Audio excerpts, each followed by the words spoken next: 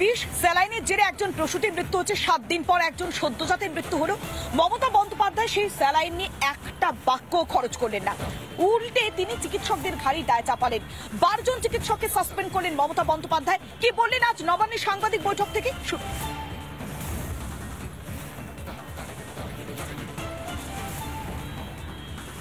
ঘটনা কি ঘটেছিল এবং খুব সিনিয়র রেপুটেড ডাক্তারদের টিম পাঠানো হয়েছিল।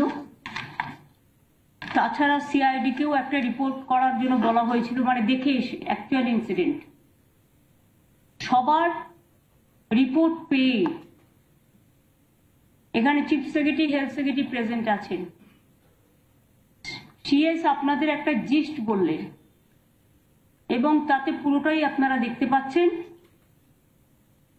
যাদের কাছে মানুষের ভাগ্য নির্ধারিত হয়, যাদের হাতে সন্তানের জন্ম হয়, যারা যারা সেদিন ওখানে দায়িত্বে ছিলেন মেদিনীপুরে, তারা কিন্তু তাদের দায়িত্ব যদি সঠিকভাবে পালন করতেন তাহলে কিন্তু এই মাকে বাঁচানো যেত, সন্তানকেও বাঁচানো যেত। আমরা শোনাচ্ছিলাম মমতা বন্দ্যোপাধ্যায়ের বক্তব্য। মমতা বন্দ্যোপাধ্যায় বলছেন যে চিকিৎসকরা যদি তাদের নিজেদের দায়িত্ব পালন করতেন তাহলে প্রসূতি এবং সদ্যজাতকে বাঁচানো যেত। ঠিক একই সুরে সুর মিলিয়েছিলেন মুখ্য সচিব মনোজ পাল। তিনি বলছেন স্ট্যান্ডার্ড অপারেটিভ সিস্টেমটা ফলো করা হয়নি, অর্থাৎ দায়টা সেই একইভাবে মমতা বন্দ্যোপাধ্যায়ের মতোই, স্বাস্থ্যমন্ত্রীর মতোই চিকিৎসকদের ঘাড়েই দায় চাপালেন মুখ্য সচিব। যাদের করার কথা যে স্ট্যান্ডার্ড অপারেটিং প্রসিজার, যে প্রোটোকল একটা সার্জারিতে মানার প্রয়োজন আছে, এটা সেদিন মানা হয়নি। সিনিয়র ডক্টর যাদের উপস্থিতি কামে ছিল, ম্যান্ডেটরি ছিল, ওরা ওখানে উপস্থিত না হয়ে যারা ট্রেনি ডক্টরস এই সব কাজ করেছেন, সেই জন্যই এটা একটা কেস অফ নেগলিজেন্স প্রুভ করা যাচ্ছে।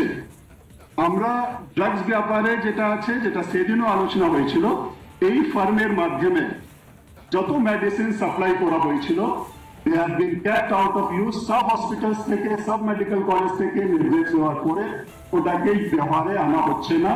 যে রিয়ালেক্টেড অথবা অন্য মেডিসিনস গুলো আমরা ইউজ করি, as per our procurement protocol, supplies তখনই নেওয়া হয় যখন ওদের স্যাম্পলস গুলো টেস্ট করা হয়।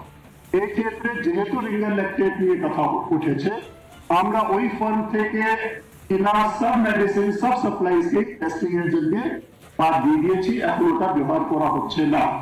তো প্রাথমিকভাবে যে তদন্তে, দুটোই তদন্তে যেটা বেরিয়ে এসেছে, it's a very shocking unfortunate incident, যেটাকে অ্যাভয়েড করা যেত যদি আমরা, যে টিম ওখানে কাজ করেছে ঠিক মতো যদি কাজ করতো, তাহলে এই শকিং ইনসিডেন্ট হতো না। এবং যাদের সিনিয়র ডাক্তারস, যাদের একটা রেসপন্সিবিলিটি কাজগুলোকে সুপারভাইজ করা, এবং যারা আরো কর্তৃপক্ষ হসপিটালে আছে, তাদের একটা ম্যানেজমেন্টের ক্ষেত্রে একটু দেখার প্রয়োজন ছিল, ওদেরও আমরা মনে করছি কাজের গাফিলতি ছিল। এখন সমস্ত দায় চিকিৎসকদের, অর্থাৎ যে বিষ স্যালাইন প্রসূতি এবং সদ্যজাতের প্রাণ কাড়লো, সেই বিষয় নিয়ে কোনো কথা তুললেন না মমতা বন্দ্যোপাধ্যায়। কিন্তু যে চিকিৎসকরা, যে জুনিয়র চিকিৎসকরা দিনের পর দিন, রাত দিন এক করে কাজ করছেন, আমরা এই মুহূর্তে এসএসকেএমে দাঁড়িয়ে রয়েছি, এসএসকেএমে চিকিৎসাধীন রয়েছে 3 জন প্রসূতি। সেই চিকিৎসকদের অবদান এক মুহূর্তের মধ্যে ভুলে গেলেন স্বাস্থ্যমন্ত্রী মমতা বন্দ্যোপাধ্যায়। আমরা কথা বলেছিলাম একের পর এক জুনিয়র চিকিৎসকদের সঙ্গে, আশফাকুল্লাহ নাইয়ার এবং অনিকেত বাহাদুর। তারা কি বলছেন শুনুন।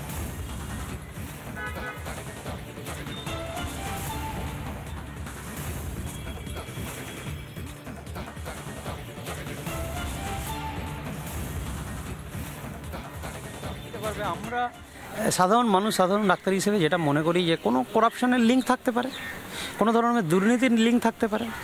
না হলে আজকের ধরুন আপনি একটা জিনিস ব্যান করে দিলেন যে এই জিনিসটা ইউজ করা যাবে না, অথচ তাদের কাউকে কোনোভাবে আপনার দোষী মনে হচ্ছে না। প্রথম 2015 সালে অভিযোগ পড়েছিল, তাদের কোনো সাসপেন্ড করা হচ্ছে না, তাদের কোনো নিউজ আমরা শুনছি না। ডাক্তারবাবুদের বলির বকরা খুব সহজে করা যায়, ঠিক আছে, ডাক্তার বলে নয়, সমস্ত কর্মীর যারা মাঠে নেমে কাজ করেন তাদেরকে বলির বকরা করা খুবই। তবে আমি আবার এটাও বলছি মিডিয়ার মাধ্যমে, যদি কেউ কোনো রকমের ভুল করে থাকে, যে কেউ ভুল করে যে তার জন্য আমি গলা ফাটাবো এমনটাও নয়, কিন্তু একটা বিচার বুদ্ধি কি আমাদের একদম শেষ হয়ে যাচ্ছে। যে কেন মৃত্যু হলো, অপারেশন স্টেপে ভুল ছিল, নাকি স্যালাইনের জন্য মৃত্যু হলো, নাকি যেটা শুনছি ফুসফুসে রক্তক্ষরণ হয়ে মৃত্যু হয়েছে? সিজার করতে পেটে কাটা হয়, তল পেটে, এখানে কেটেছে, এখানে ব্লিডিং হচ্ছে। যেটা হয়েছে ডাক্তারি পরিভাষায় বলা হয় ডিআইসি।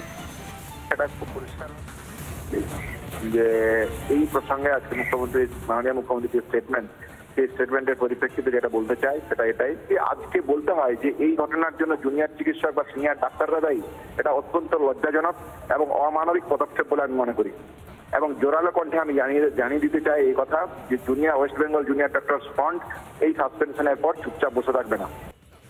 এত বছরে প্রথম মুখ্যমন্ত্রীর বিরুদ্ধে বা স্বাস্থ্যমন্ত্রীর বিরুদ্ধে এফআইআর হচ্ছে, পুলিশে এফআইআর গ্রহণ করলো, এটা নজিরবিহীন। স্বাস্থ্যমন্ত্রী স্বাস্থ্য সচিব দুজনকে গ্রেপ্তার করা উচিত, কিন্তু পুলিশ কি করা সেই ভূমিকা উচিত। পালন এবং করলো? আপনি দেখছেন বাচ্চার জন্য ভিডিও এসে কিছু দুধ দিয়ে গেছে, আর 5 দিন 6 দিন হয়ে গেছে, কোনো ক্ষতিপূরণের ব্যাপার নেই, কোনো সাহায্য সহযোগিতার ব্যাপার নেই, পাশে দাঁড়ানোর ব্যাপার নেই।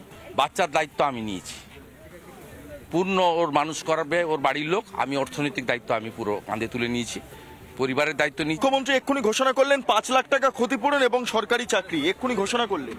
না নেবে না, 5 লাখ টাকা দেবে কেন? আমি 10 লাখ টাকা দিয়ে যাবো, 5 লাখ টাকা নেবে না, 50 লক্ষ টাকা দিতে হবে। খুন করেছে তো, খুন করেছে, এটা তো চিকিৎসা বিজ্ঞান ফেল নয়। এবং চাকরি ওই কন্ট্রাকচুয়াল চাকরি আপনার হবে না, আপনি হাফ দাঁড়ি কাটার চাকরি 4000, 5000, 6000 সিভিক ভলেন্টিয়ারের মতো ও চাকরি হবে না, পার্মানেন্ট চাকরি দিতে হবে 4th গ্রেডে। আপনি বলছেন নবান্নের দ্বারস্থ হবেন যারা ভিকটিমের না করলে এদেরকে নিয়ে গিয়ে বসবো, যেখানে আটকাবে সেই রাস্তায় বসে থাকবো, পুরো ফ্যামিলিকে নিয়ে যাব, লোকজন নিয়ে যাব। নানা ধরনের কন্টেন্ট দেখার জন্য লাইক করুন, শেয়ার করুন আমাদের ফেসবুক পেজ, সাবস্ক্রাইব করুন আমাদের ইউটিউব চ্যানেল। পাশাপাশি অন্যান্য ব্রেকিং নিউজের জন্য অবশ্যই চোখ রাখুন রিপাবলিক বাংলায়।